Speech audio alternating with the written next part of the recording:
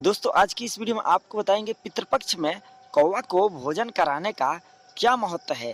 आखिर क्यों लोग पितृपक्ष में कौवे को भोजन देते हैं, साथ ही वह कौन सी एक चीज है जिसे अगर हम कौवे को पितृपक्ष में खिला देते हैं तो घर में सुख समृद्धि और धन्य धन्य की कभी भी कमी नहीं होती। पितृपक्ष में कौवा द्वारा दिए गए कुछ संकेतों को भी बताएंगे जिससे आप यह समझ सकते हैं कि आखिर यह कौवा आपको क्या संकेत दे रहा है, धन प्राप्ति का या धन हानि का। साथ ही दोस्तों आपको बताएंगे इस साल पितृपक्ष कितने तारीख को शुरू होगा और कितने तारीख को खत्म होगा। साथ ही साथ आपको बताएंगे पितृपक्ष में हमें क्या करना चाहिए, क्या नहीं करनी चाहिए।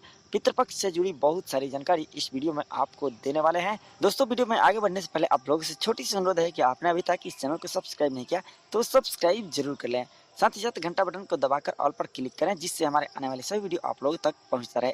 तो चलिए बिना देरी किए शुरू करते हैं। दोस्तों पितृपक्ष भाद्र मास की पूर्णिमा तिथि से शुरू होकर अश्विन मास के अमावस्या तिथि तक चलती है। पितृपक्ष में मृत्यु के देवता पितरों मतलब कि मरे हुए लोगों को छोड़ देते हैं, उनको मुक्त कर देते हैं जिससे वे लोग अपने स्वजनों के पास आकर तर्पण कर सकें, मतलब कि पितृपक्ष में दिए गए श्राद्ध वाले भोजन को ग्रहण कर सके। दोस्तों पितृपक्ष में पितरों की पूजा भी की जाती है जिससे पितरगण बहुत ही प्रसन्न होते हैं और अपने घर वालों को हमेशा सुखी जीवन व्यतीत होने का आशीर्वाद देते हैं। दोस्तों पितरों की आत्मा की शांति के लिए पितृपक्ष में तर्पण मतलब कि श्राद्ध किया जाता है। धरती पर आने वाले पितृ तर्पण से प्रसन्न होकर अपने स्वजनों को आशीर्वाद देते हैं। अगर पूर्वज आपसे प्रसन्न होते हैं तो इसके संकेत भी पितृपक्ष में देखने को मिलते हैं। इसमें कौवा का बहुत ही ज्यादा महत्व होता है क्योंकि कौवा पितरों के रूप में इस पृथ्वी पर आते हैं और पितृपक्ष के दौरान दिए गए लोगों द्वारा भोजनों को ग्रहण करते हैं। लोगों द्वारा दिए गए श्राद्ध के भोजन को खाते हैं या फिर नहीं खाते हैं। दोस्तों आपको आगे इसकी भी जानकारी देने वाले हैं। चलिए इससे पहले आपको बताते हैं कि पितृपक्ष में आपको वह कौन कौन सा कार्य है जिसे कभी भी नहीं करना चाहिए। दोस्तों पितृपक्ष के दिनों में आपको कभी भी कोई नया कपड़ा नहीं खरीदनी चाहिए। कान छेदन या फिर शादी विवाह आपको इस महीने नहीं कराना चाहिए या नहीं करनी चाहिए। दोस्तों मुंडन, गृह प्रवेश ये सब चीजें आपको इसमें नहीं करना चाहिए। दोस्तों पितृपक्ष में ब्राह्मणों को आपको भोजन जरूर करानी चाहिए। पितृपक्ष में लोग अपने पितरों के तर्पण के लिए पिंडदान हवन भी कराते हैं। दोस्तों पितृपक्ष का यह महीना सभी हिंदू धर्म के मानने वाले लोगों के लिए महत्वपूर्ण है क्योंकि दोस्तों यह सभी लोगों के पूर्वजों का श्राद्ध का महीना होता है और इस महीने में अपने पूर्वजों के लिए थोड़ी सा भोजन सभी को निकालनी चाहिए जिससे जब आपके पितर इस पृथ्वी पर आए तो आपके द्वारा दिए गए उन भोजनों को ग्रहण कर सके। चलिए अब आपको बताते हैं कि इस साल श्राद्ध की तिथि कितने तारीख को है। दोस्तों इस साल श्राद्ध की जो प्रारंभ तिथि है 10 सितंबर शनिवार। श्राद्ध की इस साल जो समाप्ति तिथि है 25 सितंबर रविवार। मतलब कि दोस्तों 10 सितंबर से लेकर 25 सितंबर तक श्राद्ध की तिथियां है, लेकिन दोस्तों इस बार 17 सितंबर को श्राद्ध की तिथि नहीं पड़ रही है। दोस्तों चलिए आपको बताते हैं पितृपक्ष में आपको कौवा के संकेतों को किस तरह से पहचान करनी है। दोस्तों कौवा को श्राद्ध पक्ष में भक्ति और विनम्रता से आपको भोजन करानी चाहिए क्योंकि दोस्तों ये बात विष्णु पुराण में कहा गया है कि कौवे को इस महीने में आपको बहुत ही विनम्रता से भोजन करानी चाहिए।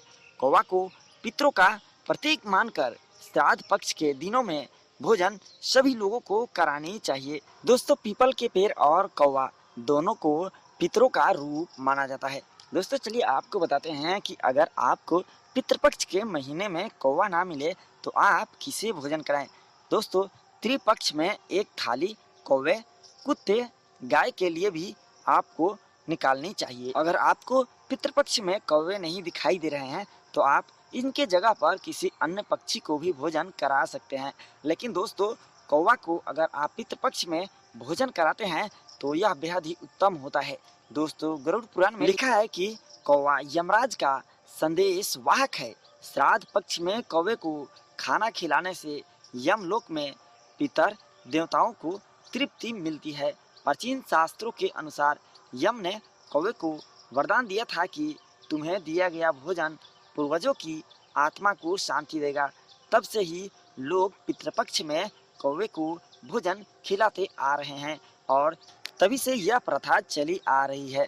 दोस्तों, जिस तरह से आप पितृपक्ष में ब्राह्मणों को भोजन कराते हैं, दोस्तों इसी तरह से पितृपक्ष में कौवा को भोजन कराना बेहद जरूरी माना गया है। क्योंकि दोस्तों शास्त्रों में भी ये बात कहा गया है कि जितना महत्व ब्राह्मणों को भोजन कराना होता है, उससे कहीं ज़्यादा महत्व इस महीने में कौवे को भोजन देना होता है। क्योंकि दोस्तों पितृपक्ष के महीने में हमारे पूर्वज कौवे के रूप में इस पृथ्वी पर आते हैं और हमारे घर के आसपास उपस्थित रहते हैं। इसलिए कौवे को आपको भोजन जरूर कराना चाहिए। दोस्तों कहा जाता है इस महीने में जो भी व्यक्ति कौवे को श्राद्ध का भोजन कराते हैं और कौवा उस भोजन को ग्रहण कर लेता है, दोस्तों पितरगण उस परिवार पर बहुत ही खुश होते हैं और उस घर में धन्य धान की कभी कमी नहीं होने देते हैं। उस घर में हमेशा पैसे की बरकत होती रहती है। लेकिन दोस्तों किसी द्वारा दिए गए श्राद्ध के इस भोजन को कौवे ग्रहण नहीं करते हैं, तो लोगों को यह समझना चाहिए कि उनके पितर उनसे नाराज है और ऐसे घर में हमेशा धन हानि होती रहती है।